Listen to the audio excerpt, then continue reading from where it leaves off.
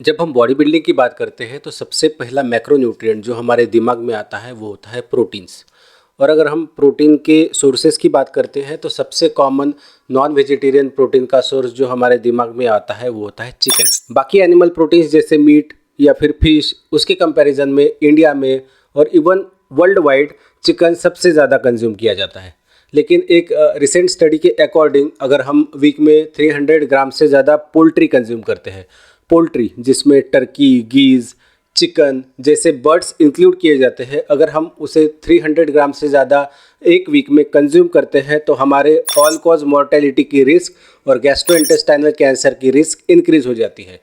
यानी सिंपल शब्दों में अगर हम 300 ग्राम से ज़्यादा पोल्ट्री कंज्यूम करते हैं तो हमारे गैस्ट्रोइंटेस्टाइनल कैंसर की रिस्क 2.7% से इंक्रीज हो जाती है और बाकी किसी वजह से मरने के चांसेस भी 27% से इंक्रीज हो जाते हैं। इस पर्टिकुलर स्टडी में पोल्ट्री वर्ड का यूज़ किया गया है। पोल्ट्री जिसमें चिकन, टर्की, गीज़ या फिर डक्स आते हैं। तो हम पर्टिकुलरली चिकन के बारे में बात करेंगे क्योंकि इंडियन सिनारियो में हम जनरली चिकन ज़्यादा कंज्यूम करते हैं बाकी बर्ड्स के कंपैरिजन में। अकॉर्डिंग टू DGA 2020-2025 गाइडलाइंस हम वीक में 2 से 3 बार 100 ग्राम चिकन बिना दिक्कत खा सकते हैं।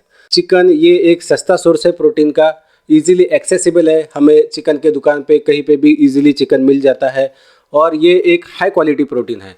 और बाकी एनिमल प्रोटीन्स के कंपैरिजन में इसमें सैचुरेटेड फैट्स भी कम है, तो ये एक हाई क्वालिटी सस्ता प्रोटीन का सोर्स है। गाइडलाइंस ये भी कहती है कि हमें हमेशा फ्रेश चिकन और फ्रेश मीट को कंज्यूम करना चाहिए और प्रोसेस्ड चिकन और प्रोसेस्ड मीट के कंजम्पशन को कम करना चाहिए।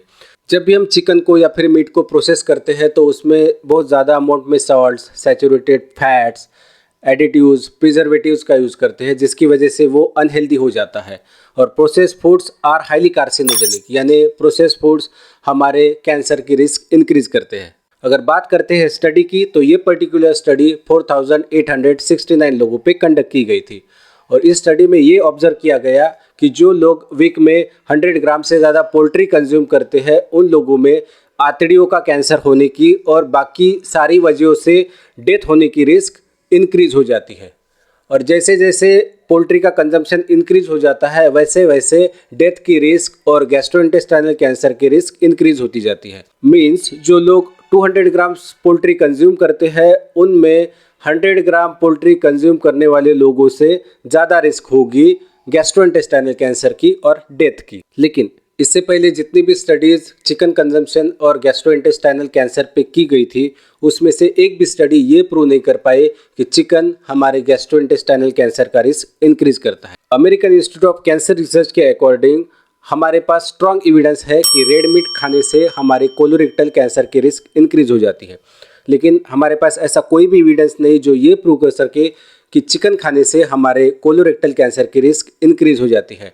इनफैक्ट हमारे पास कुछ ऐसी स्टडीज़ भी है जो ये बताती है कि अगर हम डेली 50 ग्राम्स तक चिकन कंज्यूम करते हैं तो हमारे कैंसर की रिस्क कम होती है। इस पर्टिकुलर स्टडी में बहुत सारे लिमिटेशंस थे।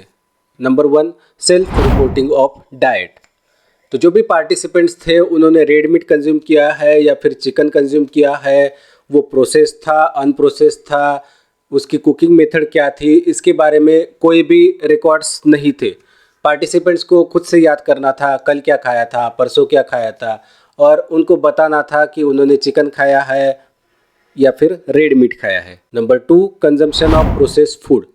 इस पर्टिकुलर स्टडी में सिर्फ क्वांटिटी पे फोकस किया गया था, यानी 100 ग्राम्स पोल्ट्री खाना है, 100 ग्राम्स मीट खाना है, लेकिन उसे किस तरह प्रिजर्व किया गया था, कैसे स्टोर किया गया था, किस तरह कुक किया गया था, उसमें कोई प्रिजर्वेटिव्स ऐड किए गए थे या फिर कोई एडिटिव्स ऐड किए गए थे, इसके बारे में कोई भी इंफॉर्मेशन नहीं थी। तो सिर्फ क्वांटिटी पे फोकस किया गया था, क्वालिटी ऑफ फूड पे फोकस नहीं किया गया था। तो इस पर्टिकुलर स्टडी में पोल्ट्री को कैसे कुक किया था, कितने टाइम के लिए कुक किया था, इसके बारे में कोई भी गाइडलाइंस नहीं थी। फिजिकल एक्टिविटी, स्टडी में फिजिकल एक्टिविटी के बारे में कोई भी क्लियर आइडिया नहीं दिया गया था। जो भी लोग फिजिकल एक्टिविटी नहीं करते, फिजिकली एक्टिव नहीं होते, उनमें एनीवेज मॉर्टेलिटी की रिस्क उन लोगों के कंपैरिजन में ज़्यादा होती है जो फिजिकली एक्टिव होते हैं, जो वर्कआउट्स करते हैं। According to American Institute of Cancer Research, red meat या फिर हाईली प्रोसेस्ड मीट हमारे कोलोरेक्टल कैंसर की रिस्क इंक्रीज करता है। On the other hand poultry completely safe है। अगर बात करते हैं स्टडीज़ की, तो 2019 की एक मेटा एनालिसिस के अकॉर्डिंग रेड मीट या फिर हाईली प्रोसेस्ड मीट हमारे गैस्ट्रिक कैंसर की रिस्क इंक्रीज करता है, लेकिन पोल्ट्री का और गैस्ट्रिक कैंसर का कोई भी एसोसिएशन नहीं है। सिमिलर रिजल्ट हमें 2013 की एक स्टडी में भी देखने को मिलते हैं, जो जर्नल ऑफ न्यूट्रिशन में पब्लिश की गई थी।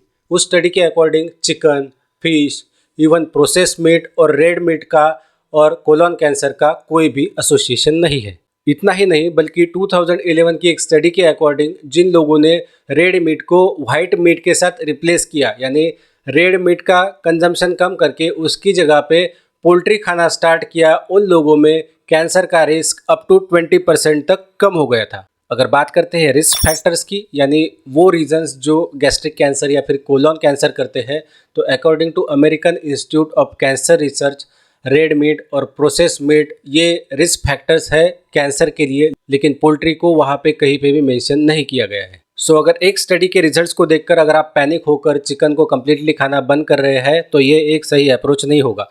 आप वीक में 2 से 3 बार 50 to 100 ग्राम की चिकन की सर्विंग आराम से ले सकते हैं।